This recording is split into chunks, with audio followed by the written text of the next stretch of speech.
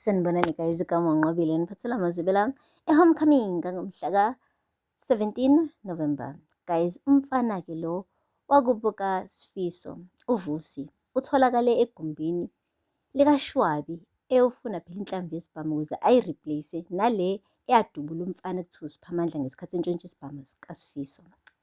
Eyi, ube nebhadi nangumfana. Uthe nje sasibambile isibhamu sikaShwabi kanti uShwabi uzosheshe abuye emsebenzini.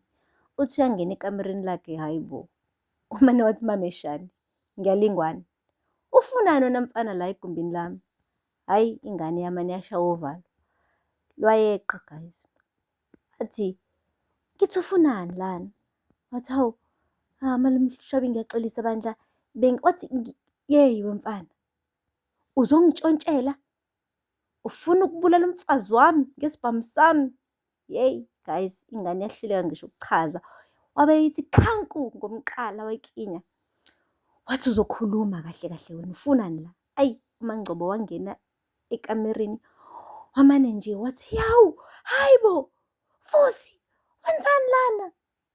Hayi bo guys, waqeda wamhlukanisa-ke yena benoShwabi. Kwase kwadingakala ukuthi ingane ikhulume iqiniso.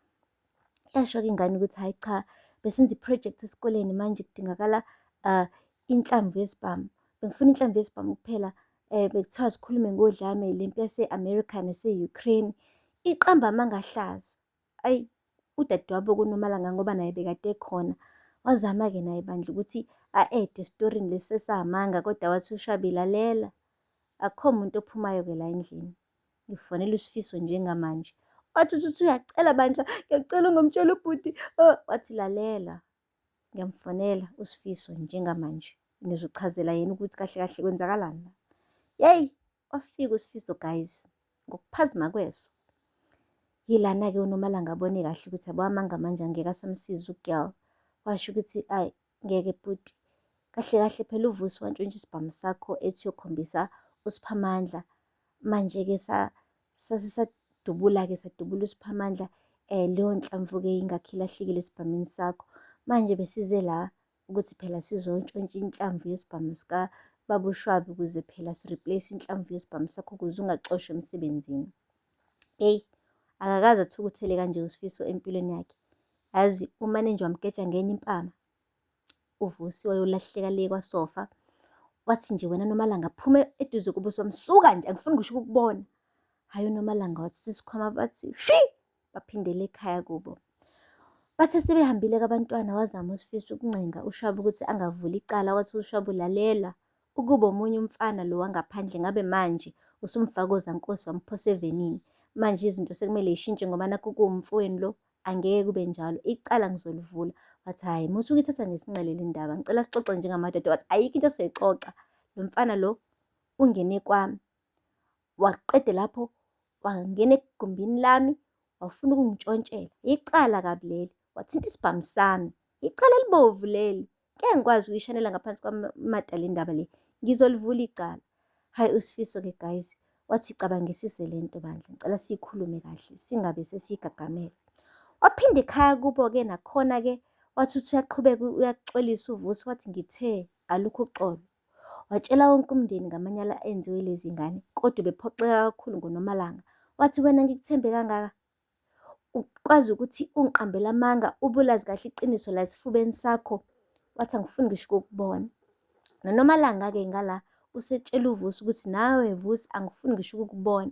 Yazi bengingazi ukuthi ngizogaxela kangaka kule ndaba. Sengifisa nanokuthi ngalikhuluma iqiniso, ngiqala ukulibona leli qiniso leli lakho. Ngingaloke ngithi ngiyakuvikela. Buka manje senginjani, nami ngingenile. Akekho umuntu nonoyedwa ozophinde ngithembe mina le khaya ngenxa yakho. Hhayi ngicela ungaphinde ungibuke, ungaphefumuli ngisho umoya owodwa kwi-direction yami, kusho uNomalanga-ke etshela uVusi. Hhayi uVusi-ke uyikhalele washo ukuthi wonke umuntu uyamzonda manje ekhaya kuba ngeke akwazi ukulahlekelwa nawe uNomalanga, kodwa uNomalanga udreba umugqobovu. Wathi nje mina nawe it's over. Guys, akupheli-ke lapho. Ngalapha esibhedlela-ke njengoba uzethu egulelwe ubaba wakhe, ayi kumapeketwana. Sebejwayele phela ukuthi basonge izandla onesi bangasebenzi, kube uyena uzethu okhenkezelayo ngapha nangapha esiza ama-patient. Kuthe mekushaya isikhathi sokuhamba-ke besakhona abantu abaningi kabi akumele be-athende babagxosha bathi abahambe bebuye ngakusasa bazoqala ngabe ekuseni. UMetronic-ke wathi lalelani la, akho umuntu ohambayo abantu bengakapheli.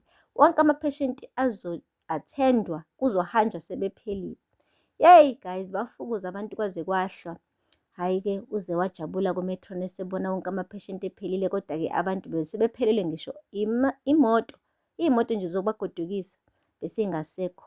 Chaza kona-ke guys ukuthi isikhala zethu sikhulu singaka.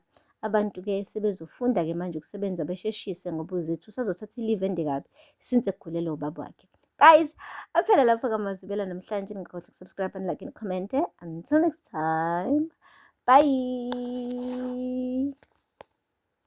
Sanibonani guys, igama uNqobile niphathela amazwibela e-homecoming ngomhla ka-17 November. Guys, umfana-ke lo